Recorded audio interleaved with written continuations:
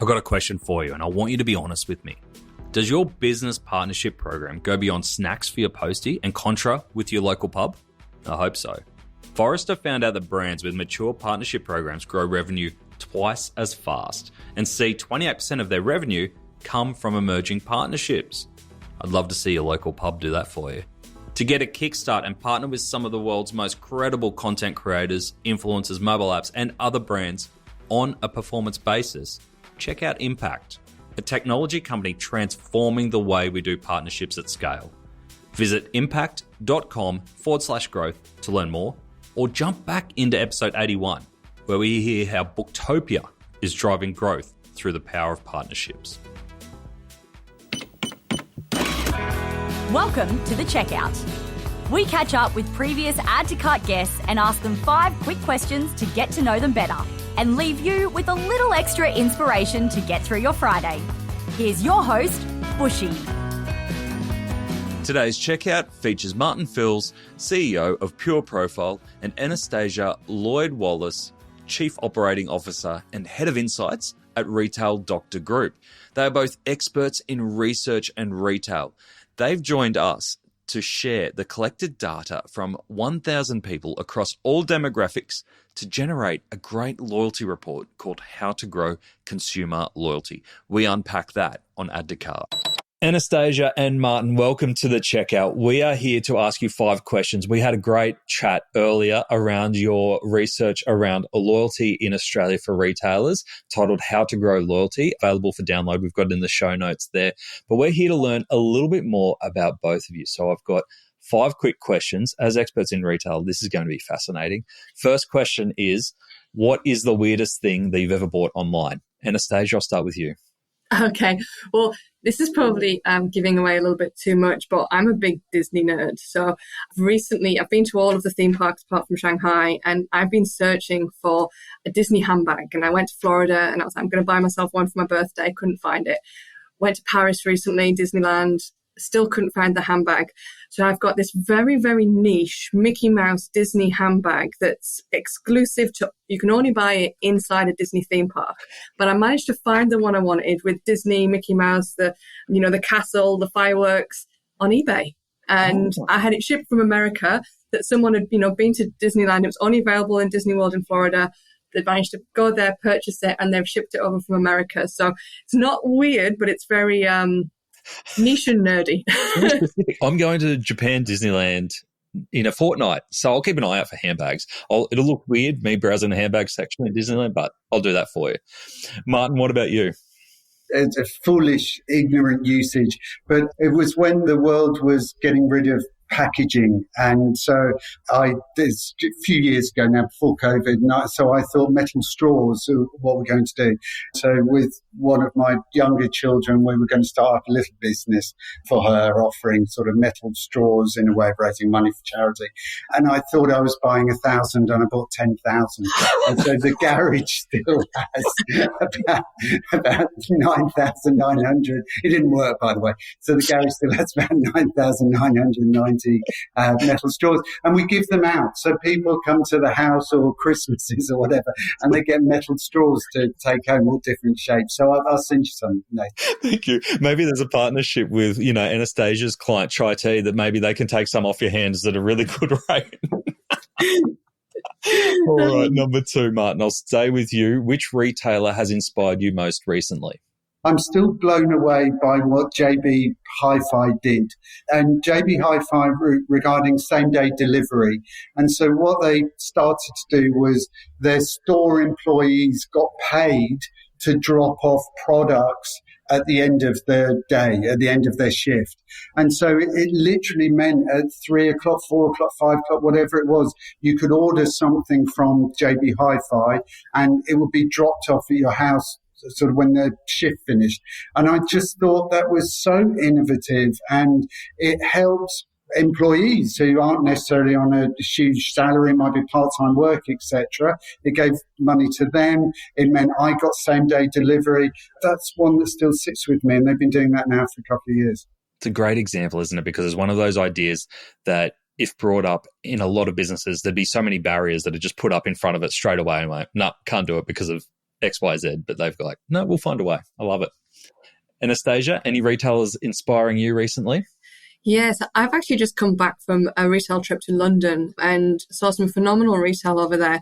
And the one that I've been telling everybody about since I got back was actually Gymshark. So I went into the Gymshark flagship store on Regent Street, and I'm a big gym goer. In my spare time, I teach aerobics. So I love all things active and fitness. And I walk in and find that it's 2 stories, which is phenomenal to begin with. It's got 3 different gym studios within the store. So you can go and do a HIIT class for free. You can do a reformer Pilates class for free, or you can go and learn sort of weightlifting techniques in the middle of the shop. So you've got to obviously quite cleverly walk through all of the tights and the shorts and the t-shirts to get into your class. And so we were in there and there was a HIIT class going on. And I just thought that was just what a way to get customers to come to the store.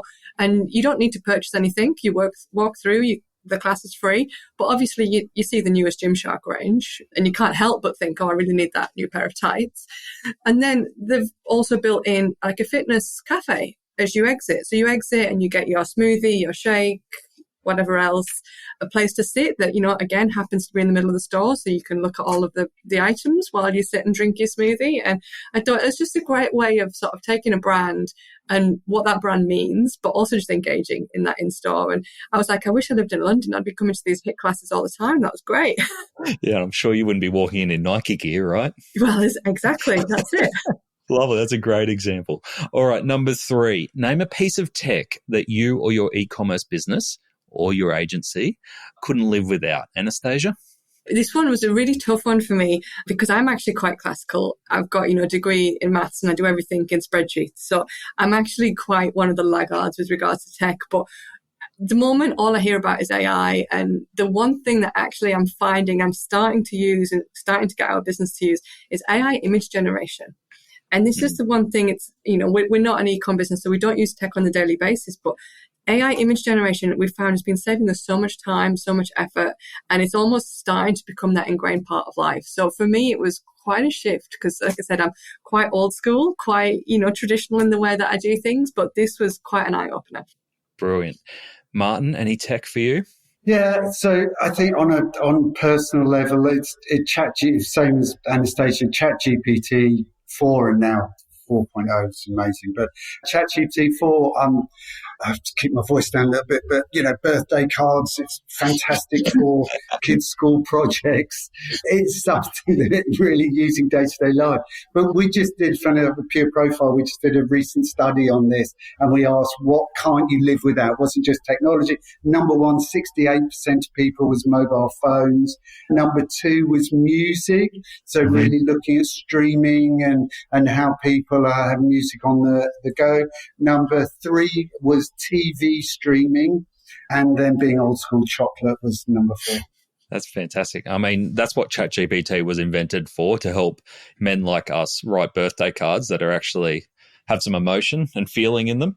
Have you ever put any of your research data into ChatGPT to see what kind of insights it generates as opposed to the humans behind it? The answer is yes, because actually we have our own enterprise version, so it's a walled garden, so it's not publicly made available data.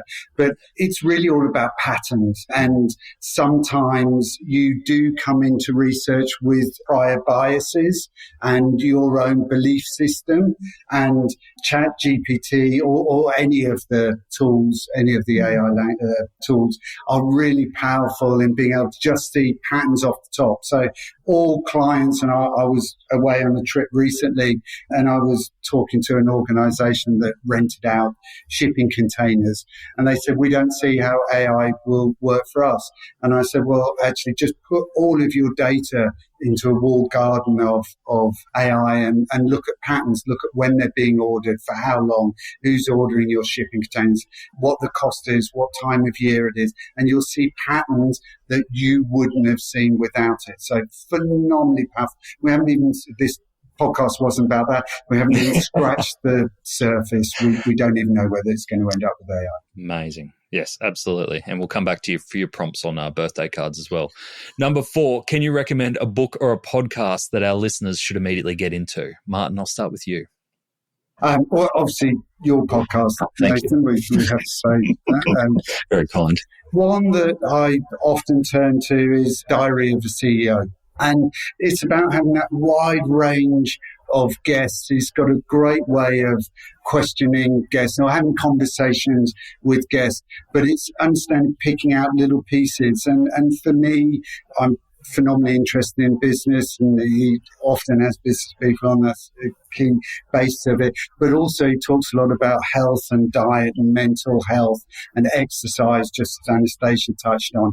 And so Diary of CEO covers many different topics, genres, really high profile, interesting speakers, and I think you can get little snippets out of all of them. Absolutely. That's a great recommendation. You've got the book behind me there. I love his process. If you listen to him speak from a podcasting and a content producer's perspective, some of the, none of this comes easy. Like, he seems natural, and he is natural conversationalist, but actually the effort is in the hundreds of thumbnails that he generates, the hundreds of titles that he tests. Like, there is so much art behind what he does to get the message out there and to make it seem natural. Anastasia, a book or a podcast that you recommend? Well, I have to say, obviously, the Retail Doctor Group Future of Retail and Future of Consumer podcast, because I think I'll get told off if I didn't say that first. But the other one that I've actually used a lot, and not necessarily a particular book or podcast, but I've got into Blinkist. I don't know if you've heard of Blinkist. Oh, yeah. It's just taking full-length books and shortening them into sort of 10, 15 minutes, because I'm a little bit impatient, and I generally do it when I'm on the train, which is generally only 10 or 15 minutes. It's fantastic. Like, I listened to the Richard Branson's book in 10 or 15 minutes, and it gives you all the key aspects that you need. And then if it grabs your attention, you can go and read the full book. And that Blinkist app I found was really kind of a great one for me that is a bit impatient. Just want to kind of get to the point. So, yeah. I love it. Great example. All right. Last question I have for you. Anastasia, what is your biggest challenge today? I think this one is really interesting. It's what I touched on before, and it's that Gen Z and that Gen Alpha customer. I think customer behavior is changing much quicker than it ever has. We're seeing rapid changes in sort of 3 months, 6 months. It's largely driven due to that attention economy, which is driven due to that younger consumer. And people keep saying to me, Gen Alpha, Gen Z, they're less likely to be kind of engaging. They're in their own little worlds. And as a specialist in consumer behavior, understanding the nuances of how they behave, I think, is really the biggest challenge at the moment, because by 2030, there will be one of the biggest spending demographics. So we need to understand them. So that is definitely where a lot of attention is going. And how do we get them to engage with us? How do we get them to talk to us? And more importantly, how do we then translate that into action? We can't all live in the metaverse and all of the classic Gen Alpha aspects that everyone says is going to happen. It's not realistic. So that's the biggest one that we've got on our plate. I love it. Can you just let us know when you solve it? Yeah, next week. Martin, what's your biggest challenge today? It's the impact and influence of AI across our own business. So looking at where we can take advantage of that and looking at efficiencies, quality, speed for clients. It's then the second area is insights. It is insights at your fingertip, phenomenally powerful, but needs an expert to be able to interpret that and to understand what it's actually saying. So in combination with great people like Retail Doctor Group, with AI sitting underneath that, is really powerful. And then it's advising clients. It's the third area, and helping clients understand whether that's an end brand about how they can use AI or how they can use AI insights. And again, challenges they might see. And we're hearing there's a lot of hot air, there's a lot of noise, there's a lot of pressure to change the way you work, to incorporate AI. And it's really understanding what are the true benefits that I can see in the business. So that's number one for us. Brilliant. Two great challenges, and I'm sure they were shared by many of our listeners. Anastasia, Martin, thank you so much for joining us on The Checkout. Thanks, Nathan. Thank you, Nathan. To hear more from Martin and Anastasia, jump back into episode 419, where Martin and Anastasia share what customers want, what they truly want from a loyalty program. They also discuss the attention economy and the Gen Z customer, and we dive into the critical issues of safety and privacy and how they impact customer loyalty. Plus, we also get insights into the surprising thing that happens to loyalty as consumers get older. We get a bit loose and floozy as we get older.